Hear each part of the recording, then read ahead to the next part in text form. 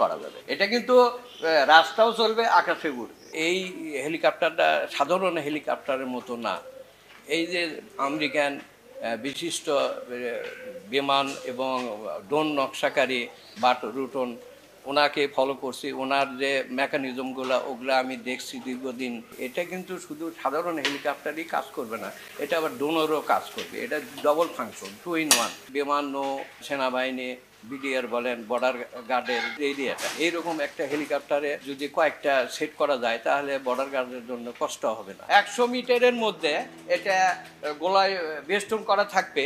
শত্রু পক্ষের যে কোনো গোলা হোক, যে কোনো ক্ষেপণাস্ত্র হোক, নিষ্ক্রিয় হয়ে 100 মিটার আগে করে যাবে। এটা অক্ষত অবস্থায় থাকবে। এটা কিন্তু আপনার রিমোটেও চালানো যাবে, সম্পূর্ণটাই রিমোটে চলে। ড্রোন সিস্টেম কাজ থাকবে, অটোমেটিক। সামনে পিছনে 6 ফিট ফাঁকা থাকবে, ওপরে ওটা চলে যাবে। এখানে আপনার টারবাইন সিস্টেম, গাড়ি চলবে, চার্জ হবে। পেট্রোল না কিচ্ছু না, অকটেন না কিচ্ছু না, এটার কোনো চার্জ এবং পরিবেশ বান্ধব। এটা টারবাইন সিস্টেম, 6টি ব্যাটারিতে এই টারবাইনটা মূলত চলবে। পৃথিবীর এইরকম ক্যাটাগরি প্রযুক্তি নাই যে একটাই ড্রোন, একটাই হেলিকপ্টার, চুম্বক তরঙ্গ একটা বেষ্টন করে রাখবি 100 মিটার। এখানে গোলা কেন, একটা গুলি পর্যন্ত ভেদ করতে পারবে না। ঈদের পর এটা রাস্তায় নামাবো, সব কমপ্লিট হয়ে গেছে, এখন চালানোর কোনো সমস্যা নেই। সব ব্যবস্থাই করা যাবে যদি সেরকম সাপোর্ট হয়।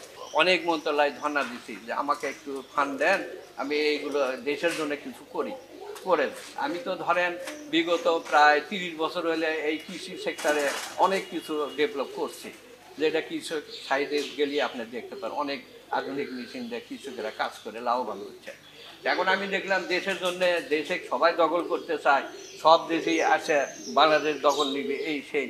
তা আমি দেখলাম যে এটা যদি সেনাবাহিনী, নৌবাহিনী, বিমান বাহিনী এদের যদি উপহার দেওয়া যায়, এই প্রযুক্তিটা কিন্তু আমি মনে করি পৃথিবীর এইরকম ক্যাটাগরি প্রযুক্তি না।